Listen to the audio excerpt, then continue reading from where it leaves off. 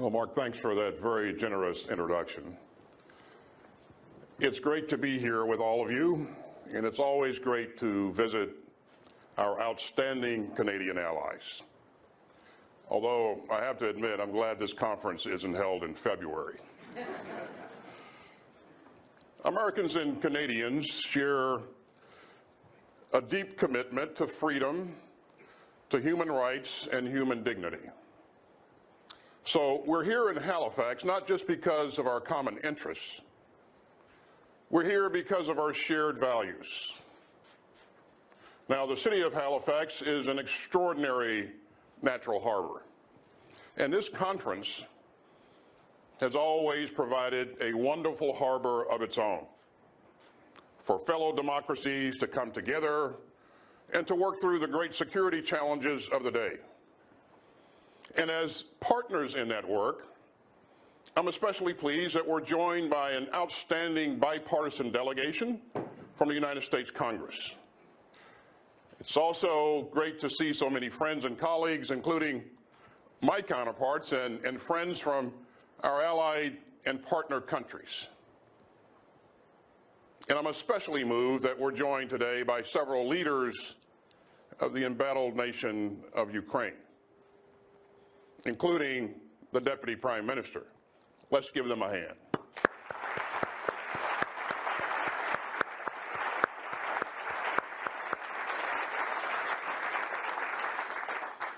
And let's also give it up for my friend and Canadian counterpart, Anita Anand.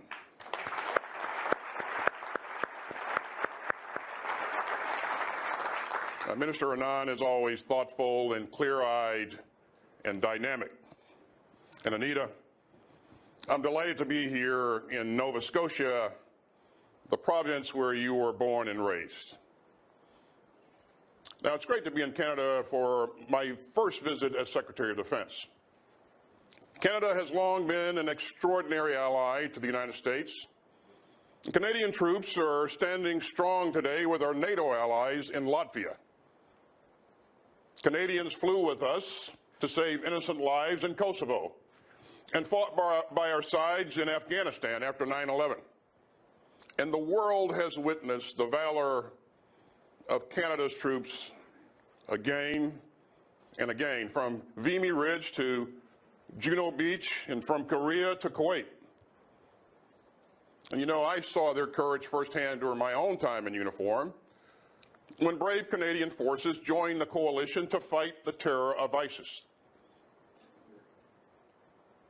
And so you're more than allies. You are more than friends. You're family. Now, let me just say a word or two about the rest of my week. Later today, my team and I are flying on from here to visit our valued strategic partners in Indonesia, which is the world's third largest democracy and a strong advocate for the rules-based international order. And then I'm headed to Cambodia, where I'll discuss the region's most pressing security challenges with our allies and partners at the ASEAN Defense Ministers Meeting Plus.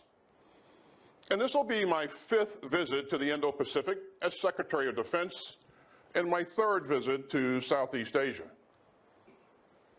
And that's because the Indo-Pacific is key to an open, secure, and prosperous world.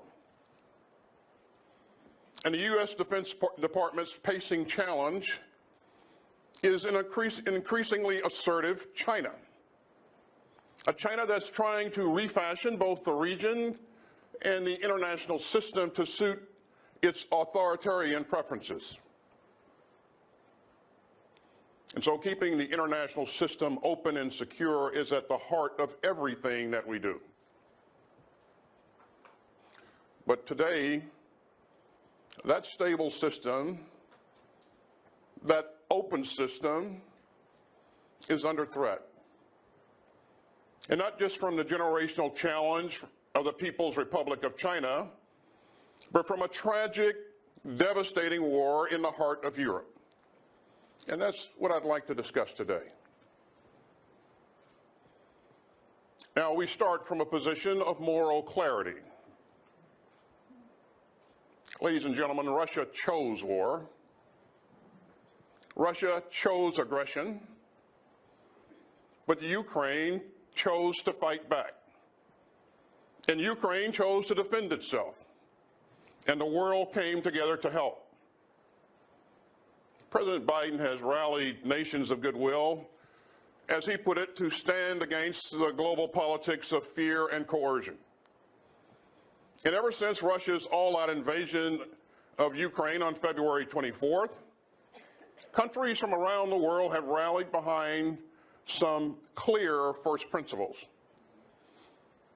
And those first principles are that countries don't get to invade their peaceful neighbors. Autocrats don't get to redraw borders by force. And the imperial ambition of bullies doesn't outweigh the sovereign rights of UN member states. That's something that all countries around the world agree on. From Finland to Japan, from Morocco to New Zealand. The outcome of the war in Ukraine will help determine the course of global security in this young century. And those of us in North America don't have the option of sitting this one out. Stability and prosperity on both sides of the Atlantic are at stake. You know, the U.S. trading relationship with the European Union is the largest in the world. So when an aggressor manufactures a huge security crisis in Europe, it hits home for everyday Americans and Canadians. When President Franklin Roosevelt visited Canada in 1938, he gave a speech at Queen's University, where Minister Anand would later study and teach law. But FDR said, quote, "We in the Americas are no longer a faraway continent, one whose security can stand isolated from conflicts across the seas." And the tragic and troubling explosion in Poland this week reminded the whole world of the recklessness of Putin's war of choice. So today I'd like to talk about 4 reasons why Ukraine matters to all of us. First, Putin's war of choice is a direct threat to European security. Second, Russian aggression is a clear challenge to our NATO allies. Third, Russia's deliberate cruelty is an attack on our shared values and on the rules of law. And finally, Russia's invasion tears at the rules-based international order that keeps us all secure. So our support for Ukraine's self-defense is an investment in our own security and prosperity as well. But first, let's be clear. Putin's invasion has caused the worst crisis in American security since the end of the Second World War. You know, Putin tried to conquer the largest country in Europe outside of his own.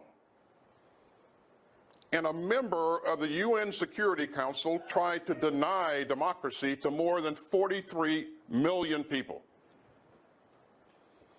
So that's why our recently released National Defense Strategy calls out Russia as an acute threat. And Russia's neighbors in Europe have watched its aggression with rising alarm. They fully understand that February 24th changed the world. And they are grappling with the instability and the destruction and the human misery, the flood of refugees, and the other dangers that an even more reckless and aggressive Russia presents. Yet we've seen an incredible response from our friends in Europe as well as others all around the globe. Allies and partners have raced to bolster Ukraine's air defenses. They pushed hard to train Ukrainian troops on new defensive systems. They provided thousands of UAV systems, more than 3,000 anti-tank systems, and vast amounts of ammunition. and they've rushed to invest in their own industrial production to meet their security needs, even while giving Ukraine the capabilities to defend itself in the hard months and years ahead. Now that brings me to my second reason why Ukraine matters. Russia's invasion of Ukraine has posed an historic challenge to our NATO allies, including Canada. We've updated our posture to ensure that NATO's defense and deterrence are ready for the dangers ahead. In the words of my good friend and colleague, Secretary General Stoltenberg, NATO's purpose is, quote, to prevent war and preserve peace. And NATO has done this for 70 years. And the foundation of this great defensive alliance is Article 5 of the North Atlantic Treaty. Article 5 declares that an armed attack against one or more allies shall be considered an attack against them all.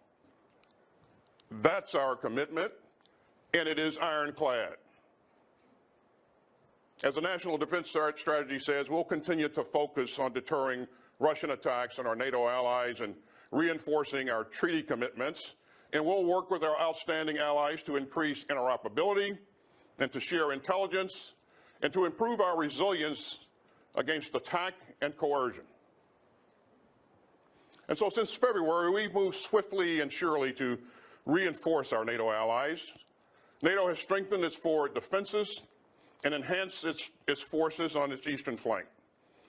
And since February, we've deployed or extended more than 20,000 additional U.S. forces to Europe, bringing our current total to more than 100,000 American service members across Europe.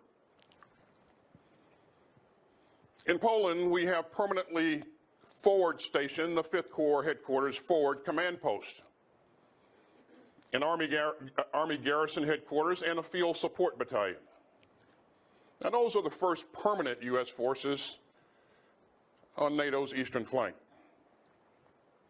And we're looking forward to welcoming Finland and Sweden, which, as you know, are two highly capable democracies, to NATO's ranks. And ladies and gentlemen, NATO is a defensive alliance. It does not seek confrontation with Russia. It poses no threat to Russia. Make no mistake, we will not be dragged into Putin's war of choice. But we will stand by Ukraine as it fights to defend itself.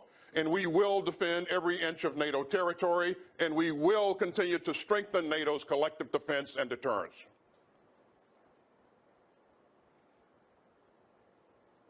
Through 2 world wars and the Cold War, we've learned that our security requires defending not just our side of the Atlantic, but also a larger transatlantic community of freedom.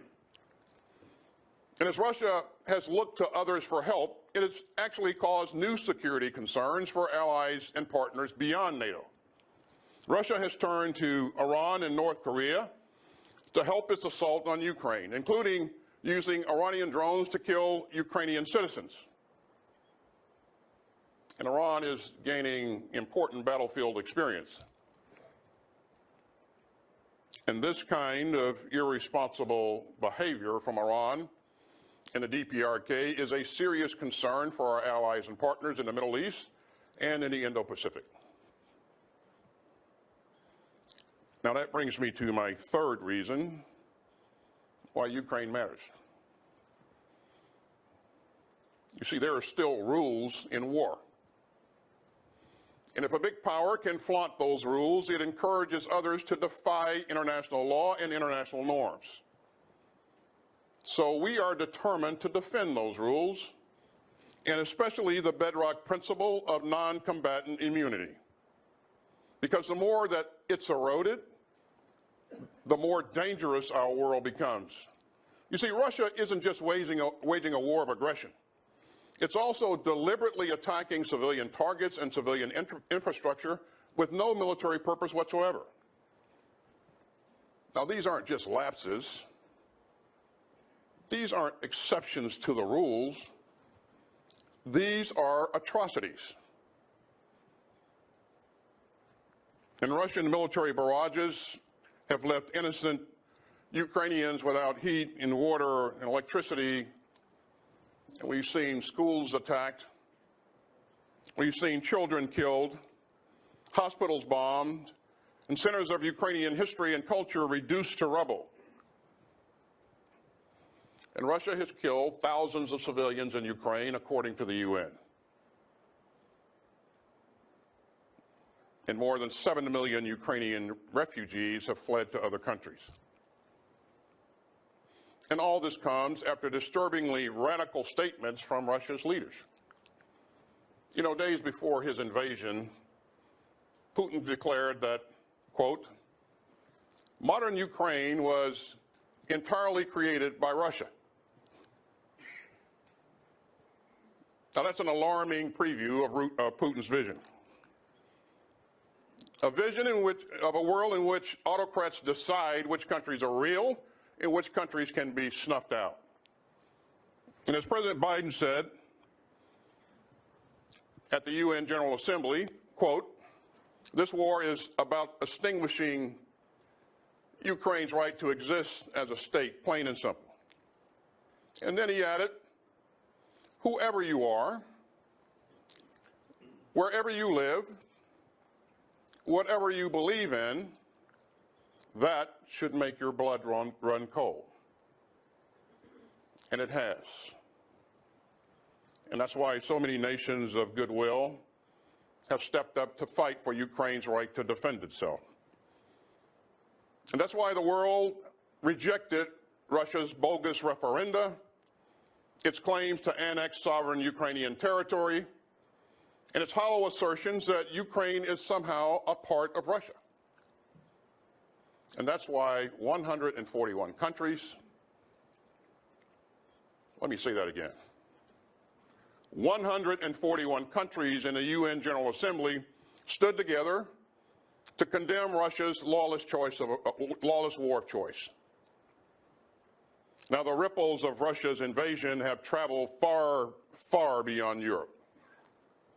And Putin's war has underscored the challenge that we face in the Indo-Pacific, where the PRC is also pushing for something very far from our vision of a free and stable and open international system. Beijing, like Moscow, seeks a world where might makes right, where disputes are resolved by force, and where autocrats can stamp out the flame of freedom. And as President Biden said this week after his meeting with President Xi, there need not be a Cold War. But we remain clear-eyed about the China challenge. The PRC's military activities in the Taiwan Strait are growing increasingly provocative, with PLA aircraft flying near Taiwan in record numbers on a near daily basis. And we've seen a sharp increase in the number of dangerous PLA intercepts of U.S. and allied forces, including Canadian aircraft, that were operating lawfully in international airspace over the South and East China Seas. Now, these troubling trends highlight the imperative of working with our unparalleled network of allies and partners across both the Atlantic and the Pacific to deter aggression. So we are drawing on the lessons from Ukraine to further bolster the self-defense capabilities of our Indo-Pacific partners. And we're helping them to become more agile and resilient, and we're working towards an open and secure future that advances our shared interests and our shared values. Now, the shorthand for that type of open and decent and stable world is the rules-based international order. Now, I know that phrase doesn't necessarily get everyone's pulse racing, but the rules-based international order isn't some piece of abstract political science jargon. It is one of the towering achievements of human government. It's the structure of international institutions, alliances, laws, and norms built at staggering cost by the Allies, including and especially the United States, in the awful aftermath of World War II. The World War II Allies came together, in Winston Churchill's words, to wage war against a monstrous tyranny never surpassed in the dark, lamentable catalog of human crime. The price of stopping Nazi Germany and the Axis was almost unimaginable. More than 400,000 American service members and more than 44,000 Canadians alone died in that war. And tens of millions of civilians around the world were lost to war and genocide. But the Allies prevailed, including the mighty contribution of the Soviet military, which suffered a shattering cost of an estimated 8 million dead or more. And the Allies came together to build a better world out of the devastation. And as it happens, the vision of that world was first painted here in Canada. In 1941, Churchill crossed the Atlantic to meet President Roosevelt in Newfoundland. And the principles that FDR and Churchill laid out in the Atlantic Charter still ring true today. That charter condemns aggression. It rejects territorial changes against the free will of the peoples concerned. And it respects the right of all peoples, big and small, to choose their own governments. Now, those principles still help ground the rules-based international order. It is an order where small states have the same rights as large ones, where prosperity is shared by all peoples and not hoarded by empires or autocrats, where nuclear weapons are responsibly controlled and not used to threaten the world, where disputes are resolved by negotiations and not bloodsheds. It's a world where sovereignty is respected and not trampled, where civilians are protected and not targeted, in a world where borders are honored and not redrawn by force. The price of establishing the post-World War II order was far too high to just walk away from. We have security obligations that we cannot walk away from. Our U.S. leadership helped to build the rules-based international order, and U.S. leadership is vital to sustain it. And the people of the world don't want to go back, to endure a grim new era of upheaval and chaos and war.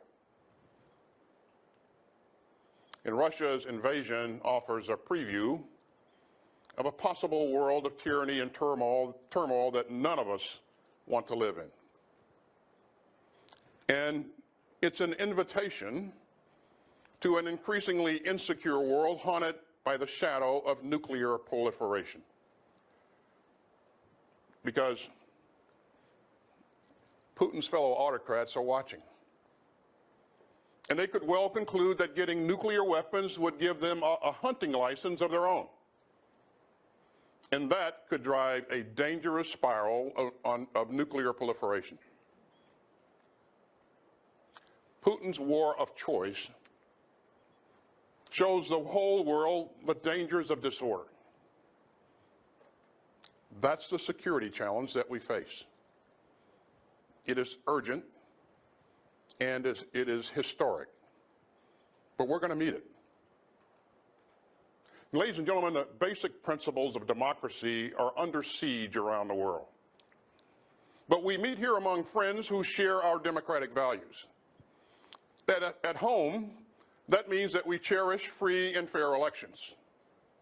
and the rule of law, and a free, independent, and vigorous press, and the right to worship, the freedom to say what you think, to believe in what's in your heart, to rally for the causes that stir your soul. And abroad, it means that we rededicate ourselves to the proposition that free government, free minds, and free peoples will always be stronger than the autocrats who believe that their grip on power is all that matters. And so the world has seen something extraordinary over these tragic months of unnecessary war. You see, Russia thought that it could easily conquer Ukraine, but the Ukrainians are defending themselves magnificently.